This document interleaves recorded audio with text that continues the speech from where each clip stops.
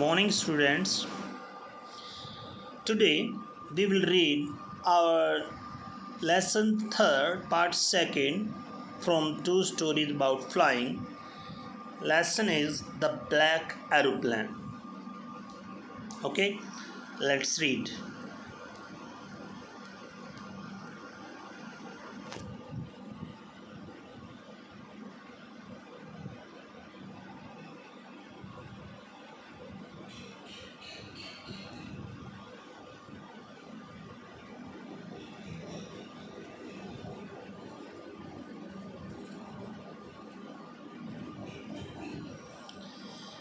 The moon was coming up in the east behind me, and the stars were shining in the clear sky above me. मेरे पीछे पूर्व में चंद्रमा ऊपर आ रहा था और मुझसे ऊपर आकाश में तारे चमक रहे थे. There wasn't a cloud in the sky. आसमान में एक भी बादल नहीं था. I was happy to be alone high up above the sleeping countryside.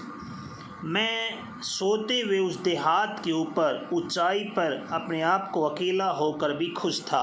I was flying my old Dakota aeroplane or France back to England. मैं अपने पुराने डेकोटा एरोप्लेन से फ्रांस के ऊपर से इंग्लैंड की ओर जा रहा था. I was dreaming of my holiday and looking forward to being with my family. मैं अपनी छुट्टी के सपने देख रहा था और अपने परिवार के साथ होने को उत्सुक था. I looked at my watch 1:30 in the morning. मैंने अपनी घड़ी की ओर देखा. सुबह की 1:30 बजे थी. I should call Paris control soon, I thought. मैंने सोचा मुझे जल्दी ही पेरिस कंट्रोल रूम में संपर्क करना चाहिए. As I looked down past the nose of the aeroplane, I saw the lights of big city in front of me. जैसे ही मैंने वायुयान के अगले भाग से आगे देखा, मुझे अपने सामने एक बड़े शहर की रोशनी दिखाई दी. I switched on the radio and said, मैंने रेडियो ऑन किया और कहा, Paris Control Dakota DS088 here, can you hear me? जैसे कि आपने सुना भी होगा जब टीवी वगैरह में जब वायुयान यानी एरोप्लेन में कोई संपर्क करते हो तो कैसे बोलते हैं कि डेकोटा DS008 मैं बोल रहा हूँ, क्या आप मेरी आवाज़ सुन सकते हैं? I am on my way to England, मैं इंग्लैंड जा रहा हूँ. ओवर.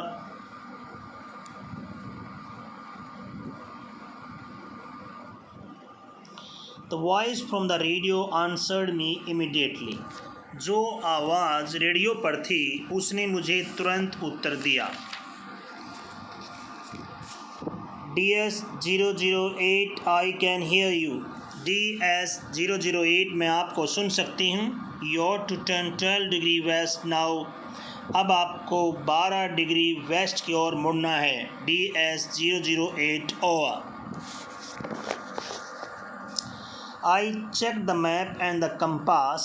मैंने मानचित्र और दिशा सूचक यंत्र को देखा. Switched over to my second and last fuel tank. अपने दूसरे और अंतिम ईंधन के टैंक को चालू किया. And turned the Dakota 12 degree west towards England. और डेकोटा को इंग्लैंड की ओर 12 डिग्री मोड़ दिया.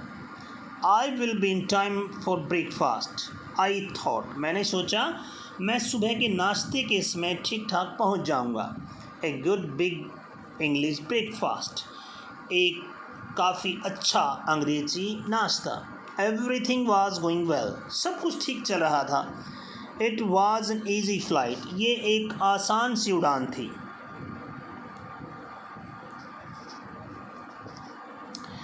Paris was about 150 kilometres behind me. Paris मेरे पीछे लगभग 150 किलोमीटर की दूरी पर था. When I saw clouds, जब मुझे बादल दिखाई दिए. Storm clouds, तूफ़ानी बादल. They were huge, वो बहुत बड़े थे. They looked like black mountains standing in front of me across the sky. वह मेरे सामने आकाश में बड़े काले पर्वत की भांति दिखाई दे रहे थे. I knew I could not fly up and over them. मैं जानता था कि मैं उनके ऊपर से उड़ान नहीं भर सकता था. And I did not have enough fuel to fly around them to the north or south. और ना ही मेरे पास इतना ईंधन था कि मैं उत्तर या दक्षिण दिशा से चक्कर लगाकर निकलूं.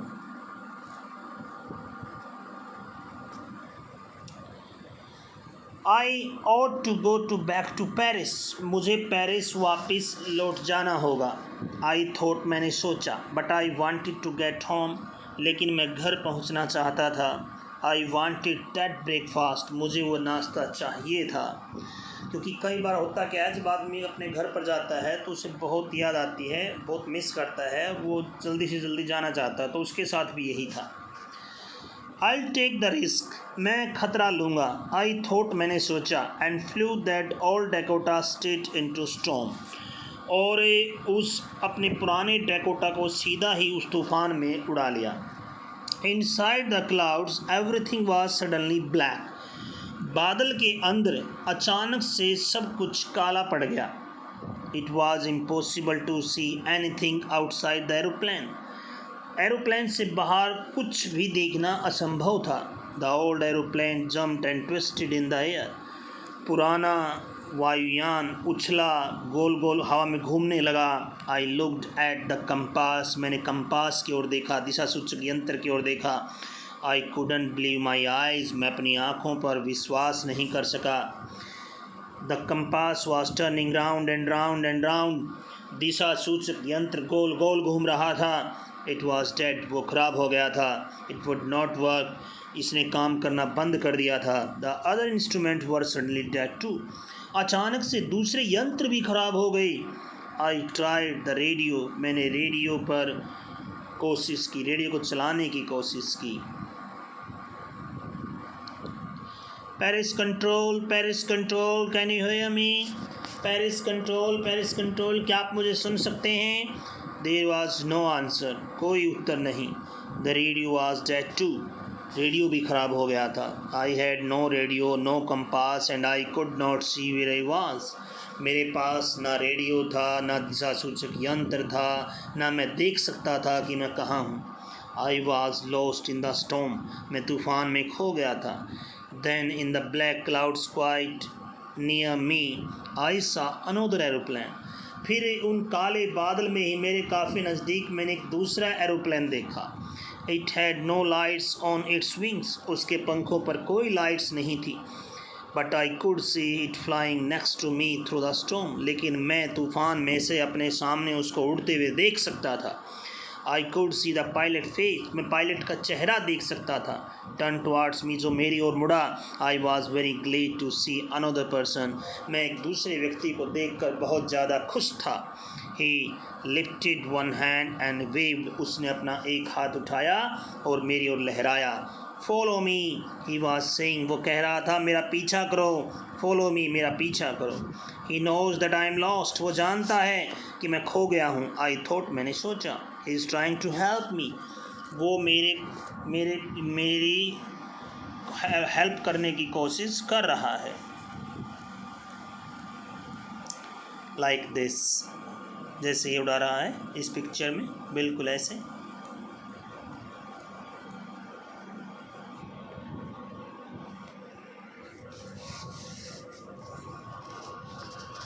He turned his aeroplane slowly to the north in front of my Dakota, so that it could be easier for me to follow him. उसने वायुयान को धीरे धीरे उत्तर की ओर मेरे डेकोटा के आगे वो मुड़ा ताकि मैं आसानी से उसका अनुसरण कर सकूं. I was very happy to go behind the strange aeroplane like an obedient child. मैं उस विचित्र वायुयान का अनुसरण करके एक आज्ञाकारी बच्चे की भांति अनुसरण करके बहुत खुश था. After half an hour, the strange black aeroplane was still there in front of me in the clouds.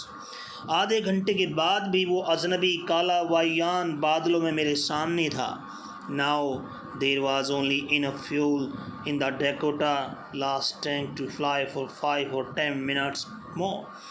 अब मेरे सामने पुराने डेकोटा के अंतिम टैंक में केवल 5 या 10 मिनट के लिए उड़ान भरने के लिए ही ईंधन था। I was starting to feel frightened again. मैं दोबारा से डरने लगा था। But then he started to go down and I followed through the storm. लेकिन तभी उसने नीचे जाना आरंभ कर दिया और मैं तूफान में से उसका पीछा करता रहा। Suddenly I came out of the clouds. अचानक से मैं बादलों से बाहर आ गया। And saw 2 long straight lines of light in front of me. और मैंने अपने सामने 2 लाइटों की लंबी लंबी कतारें देखी। It was a runway. ये हवाई पट्टी थी। An एयरपोर्ट, एक एयरपोर्ट था। आई वॉज सेफ, मैं सुरक्षित था। I turn to look for my friend in the black aeroplane. मैं मुड़ा अपने उस काले वायुयान वाले मित्र को देखने के लिए। But sky was empty. लेकिन आसमान खाली था।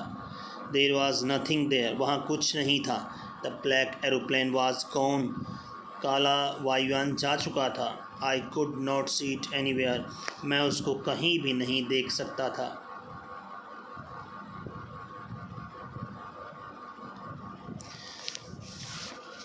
I landed and was not sorry to walk away from the old Dakota near the control tower. मैं नीचे उतरा और अपने पुराने डेकोटा से उस कंट्रोल टावर की ओर चला, लेकिन मुझे कोई अफसोस नहीं था। I went and asked the woman in the control center where I was and who the other pilot was. मैं अंदर गया और उस महिला से पूछा कंट्रोल सेंटर में कि मैं कहाँ था और दूसरा चालक कौन था।